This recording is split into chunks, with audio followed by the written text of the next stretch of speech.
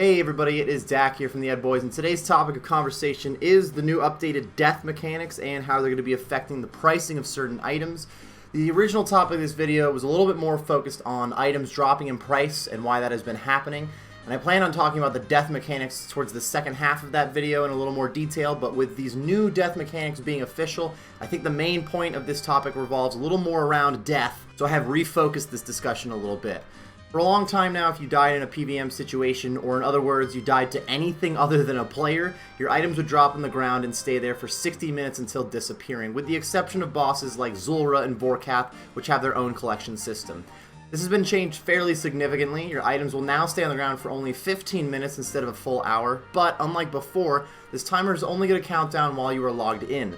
So it's not going to screw you if you get disconnected. It's also going to pause if you're inactive in any way, so even if you don't fully disconnect, but you stop moving and doing anything for a little bit, the timer is going to stop. The main reason that the timer used to be 60 minutes was so that people wouldn't lose their items from a disconnection, especially if that disconnection wasn't their fault in any way. If it was just miscommunication with the server or Jagex servers went down, then it wouldn't be the player's fault that they lost items, and if they actually did lose their items, that would get a lot of people to quit for sure. Nobody likes to lose their items to no fault of their own, especially over a disconnection. Your items no longer just lie on the ground ready for you to pick back up though. Instead, there's going to be a gravestone which you can loot your items back from. This will not include your food and potions. Your food and your potions still stay on the ground, that way you could pick them up and still try to eat and survive if needed. Also, you can loot from your gravestone, I believe, up to 7 tiles away, so they've made it, in general, a little bit easier to loot your stuff without getting killed. To loot your stuff from the gravestone is going to cost some GP, though, and depending on how expensive they are, it'll cost you more money to get back. Cheap items are free, but items over 100k start to cost a little bit of money to get back.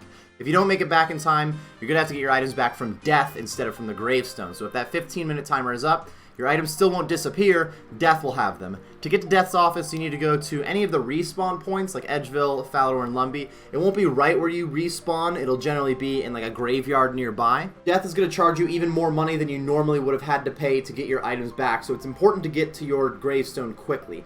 You can also offer up some of the items that drops worth over 10k to your coffers, reducing the fee of getting your stuff back. So if you had some loot on you, this is mostly what it's going to be used for, is any loot that you had on you that you don't necessarily need, or maybe you were just going to sell anyway, you can go ahead and just exchange it for some GP in your coffers, making it less pricey to get your stuff back. There have been a few bugs early on with the new death mechanics, and Jagex has been very active in discussing these mechanics and possible changes, so this is as good of a time as ever to be discussing the overall mechanics and what possibly could still be changed. Overall, this is a very good change currently. Beforehand, there was really zero penalty to high-risk combat. The occasional boss like Theater of Blood and the Nightmare does cost a little bit of money to get your stuff back, but it's really not that much overall. There really needs to be some risk for high-level bossing in PvM in general. Now it's going to cost you a little bit of money each time that you get KO'd with solid gear, minus those 3 items that you always keep on death, of course, which this is going to make a very large coin sink overall.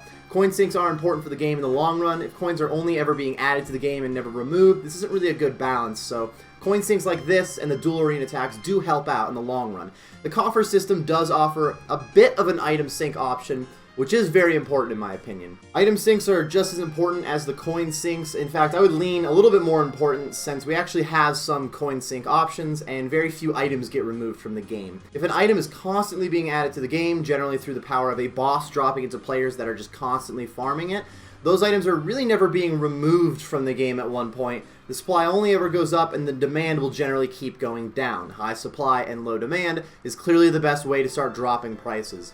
There are new accounts being made, to be fair, and not every high-level account has all the best in slot items already purchased, so there's still demand out there. I'm not saying that it's all gone, but it is slowly going down, and even though it's not currently a huge issue, if no actions are ever made to solve the problem, it will become a much bigger problem in the long run. The prices of best in slot items being cheaper sounds good if you have no money to buy them in the first place, but it's also going to tremendously screw with the amount of money that you can make fighting bosses that drop solid gear. To combat this, the mods could potentially add more resource drops like herbs and food to the bosses, but that'll drop those prices too, and we've already seen a pretty negative effect on things like log prices due to bosses dropping too many of them.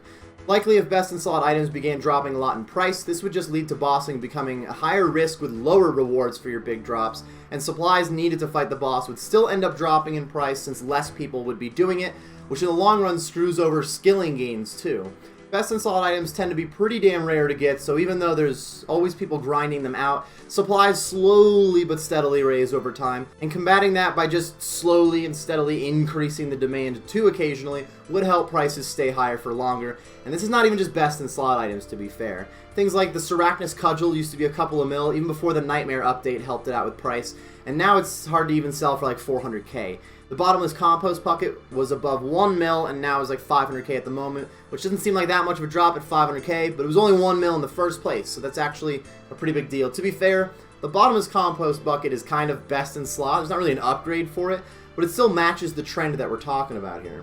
The coffer system allowing you to trade in items over 10k will remove some items that are approaching alc price. And occasionally people might throw down some expensive unneeded items in there, but I really don't see it happening that often. When it comes to best in slot items, I imagine just about 0% are going to be traded in, unless it's for a clip, or maybe an Iron Man who wasn't going to be selling it anyways, unless they were planning on drop trading it. Legitimately, very few expensive things will be removed from the game from this. And I don't think that they added that coffers option specifically to remove best in slot items. Obviously, that wasn't necessarily the goal, but we do kind of need some sort of mechanic to be removing these items from the game. Many of the best items in the game do a very solid job at keeping their price since they have the highest demand with a very rare supply in general. Especially new best in slot items that players haven't had as much time to grind out at this point. Last year I made a video called Why is this item so expensive? The topic of discussion was pretty much being about supply and demand, but also what is affecting the supply and demand of an item, which is kind of what we're talking about here. How can we affect the demand of these items?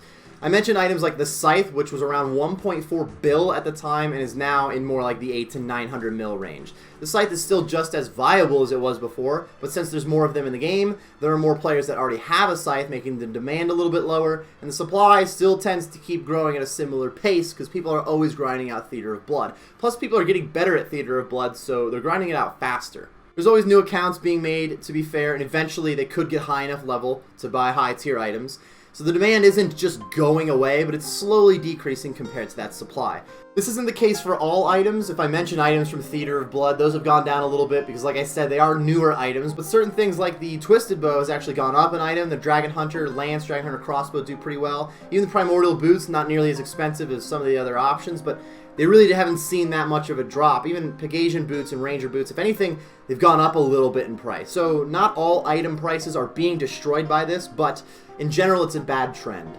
Items that are second or even third best in slot tend to do even worse in the long run when it comes to price. For one, if there's a better version of the item out there, then of course the better version is going to have more demand. But even those with lower budgets eventually want to upgrade their items, which actually adds to the supply of the second best in slot item, lowering the price. For example, if you can't afford a bludgeon, the Sarachnis Cudgel is a great option for Crush.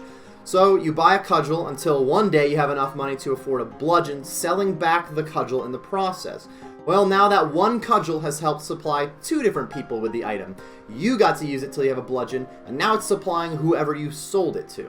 And then when person number 2 sells the item back because they can finally upgrade, they'll sell it to person number 3 that benefits from just this one cudgel. A pattern like this means that a single cudgel drop takes out more demand than something that's best in slot, more often than not. Generally, once you buy Bandos Tacets, for instance, you don't plan on selling them back to buy new best in slot gear. It's currently the best you can get. Most people don't sell their Bandos Tacets back.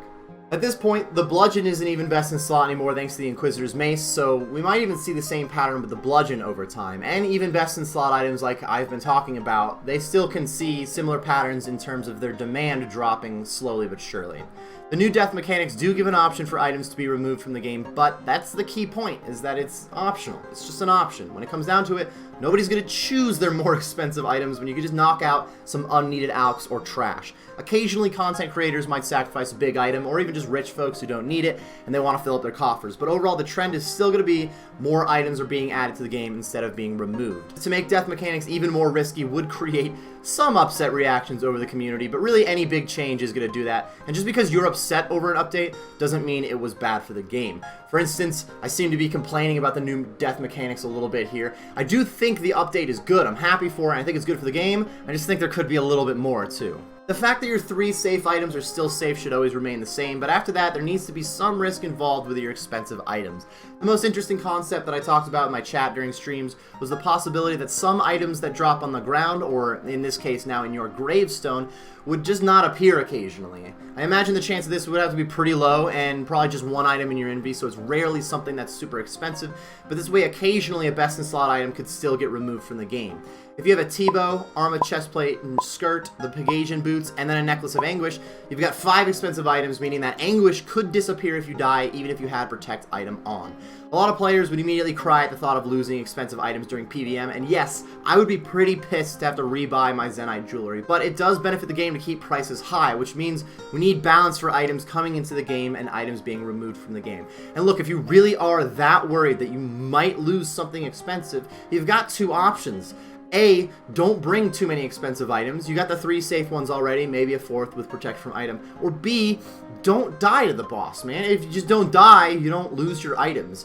Of course, not dying is easier said than done. Death mechanics are not the only way that items can leave the game, though. As we talked about earlier, when a new best in slot item comes out, it kind of destroys the previous best in slot item's price for multiple reasons. The answer to this, for the most part, is simple, though. A new upgrade should generally just attach to the old best in slot item. This way, each of the new items still requires one of the old item, and it'll remove them from the game. For example, things like Trident of the Seas being upgraded to Trident of the Swamp, and Zenyte jewelry also requires an onyx, so people can't really skip over the fact that you need an onyx to make Zenyte jewelry, making onyxes still pretty solid in price. The Averant Defender is kind of a good example here, but the Dragon Defender happens to be untradeable. In this case, it keeps the Warriors Guild a little more alive since people can't skip right to the Avernic. Even something like somebody making an alt, if they really wanted to pump up their alt with good gear and they bought it an Avernic Defender hilt, you still gotta go through the Warriors Guild to get your Defender. When the Nightmare boss was being pulled, there was an item called the Siren's Tome that was going to be the new best in slot magic shield. It was going to be attached to a Wizard's book, which caused a bit of an uproar, though it was also going to be a little bit overpowered, so the uproar wasn't only about this. But the main problem here is the Arcane Spirit Shield is currently the best in slot magic shield, for offense at least, and if they made the new best in slot attached to the book, then the book would rise in price a little bit, but the Arcane would just tank drastically. The goal of adding a new item to the game is to not make the last item completely obsolete. For the most part, they should make new best in slot items an attachment to the old item. It doesn't have to be for every single new item, especially if it's a new mechanic, not necessarily just a new best crush bonus or something, but it tends to be a pretty good trend if we could remove the old best in slot items by just attaching the new item to it. Another interesting mechanic that can remove items from the game is making items degradable, but not like Barrow's items where you can just pay coins to recharge it. Instead, items that use other items as charges. This keeps the price of those charge items very high. Items like the Scythe and the Sanguinesti Staff use a ton of blood runes, and that keeps blood rune prices very high. The Blowpipe and the Trident use a ton of Zulra's scales, which keeps those in demand. The best example in this one is the Abyssal Tentacle. Each time you combine a Whip and a Kraken Tentacle, you get 10,000 charges, but eventually you're going to lose the Whip once it runs out. Plus, if you're combining 2 tentacles to try to get up to 20k charges, it'll eat one of those 2 tentacles. Mostly the Whip is getting a pretty good deal out of this. There's no doubt that the Whip would be very cheap in the long run if it weren't for Abyssal Tentacles. I think it's a good idea not only to have new best in slot items being attached to the old one, but eventually dissolving the second best in slot item, removing it from the game. This could be a pain in the ass if they upgraded a really expensive piece of armor, and now something like your Bandos chestplate got dissolved every however many kills, but that would basically be the price you pay to get something better than a Bandos chestplate. This doesn't need to be the case for every new item that they add into the game, obviously. These are just some suggestions for helping keeping prices alive, and there's always more of a balance question to it. If I just say, why don't we make it degrade? Well, how quickly does it degrade? How much does it cost to recharge it? All those things still matter. This isn't just an easy answer for any new thing that they add to the game, but I do think it's important to pay attention to the trend of more items being added to the game than taken out of it. It can be a real pain in the ass to possibly lose items or having to keep buying back whips and whatnot every time you run out of charges, but there's got to be some balance to high risk and high reward. If there's no risk to the high reward stuff, that just doesn't make any sense, and it ends up being all supply and no demand, and then the high reward stuff becomes low risk, low reward, and we have no high reward things remaining. This is not a good trend for sure. It is not a huge issue right now, but it is something that is worth noting at the very least. I believe that's everything I wanted to talk about when it comes to the new death mechanics and overall what is causing some items to be dropping in price. So far, this has been a one-sided discussion since it's just me blabbing on about how I feel about it. If you want to continue the discussion in the comments section below, feel free, so we can actually talk a little more in depth on this topic. It's a pretty big topic in the game right now, being that the new death mechanics just happened and they've been asked for quite some time, so I imagine there are a lot of differing opinions out there. Thank you very much for watching, everybody. If you enjoyed the video or you just got some useful information out of it, be sure to like and subscribe for more content. I do stream on Twitch, which the link should be on the screen and in the description. Be sure to follow me on Twitch if you've been enjoying the content. Thanks again for watching, everybody. I do hope you enjoyed, and best of luck on, I guess, not having to use the new death mechanics. Nobody wants to die, right?